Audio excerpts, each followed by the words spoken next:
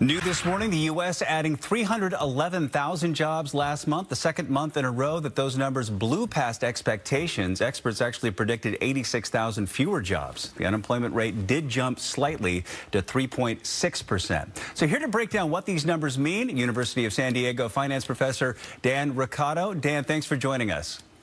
My pleasure, Bill. How you doing? I'm doing all right. Let's talk about the overall state of the job market. How strong is it right now? And you know, you've said before, like, good news sometimes means bad news in terms of inflation and these things.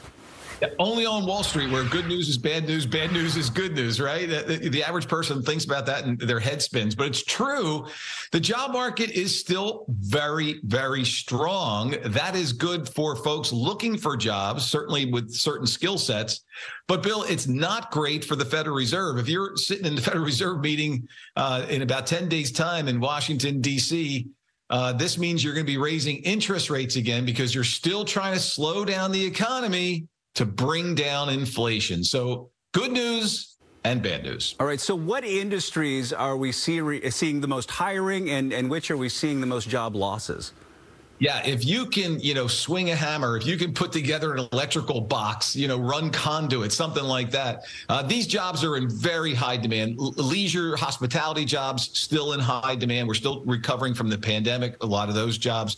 Unfortunately, here in the Seattle area, Bill, tech jobs, not so much. In fact, tech jobs were weak, down about 25,000 overall last month. So that's one area of weakness. And I suspect we'll start to see some other areas get weaker as well as the Fed keeps ramping up interest rates. How is the job market looking for soon-to-be college grads?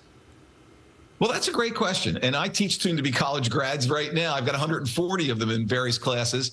I'm going to say this. It's about a B. I'll give it a B. It's a mixed picture. If you've got the right resume, you've done a couple of internships, you've majored in something like accounting or finance or engineering, job market looks really good.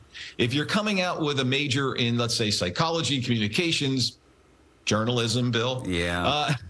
The job market is going to be a little bit more challenging for you. Okay, so you mentioned interest rates. Where do you see this going? The Fed says we may see more hikes, and they're probably going to stay high for a while. So what does that mean for the average consumer? Yeah, so the bad news, obviously, is you and I are going to pay more for our credit card. Credit card interest rates are now almost 24% on average, if you can imagine. Well, yeah, last year, Bill, they were around about 17 or 18%, so they've really gone up. Mortgages are more expensive, car loans more expensive. But there is a silver lining, right? I believe in the Jimmy Buffett theory. It's 5 o'clock somewhere, my friend. And the 5 o'clock here is that you and I can finally earn interest on our excess savings, right? So it's easy now to get, for example, a CD that pays 5%, whereas just a year ago, that was virtually impossible. So for savers, this is a good time. Borrowers, not so much. All right, so maybe go look for that CD to park some of that extra money if you have it. Dan Roccato, thanks so much for joining us. Good to have you. All right, brother. Take care. Have a great weekend.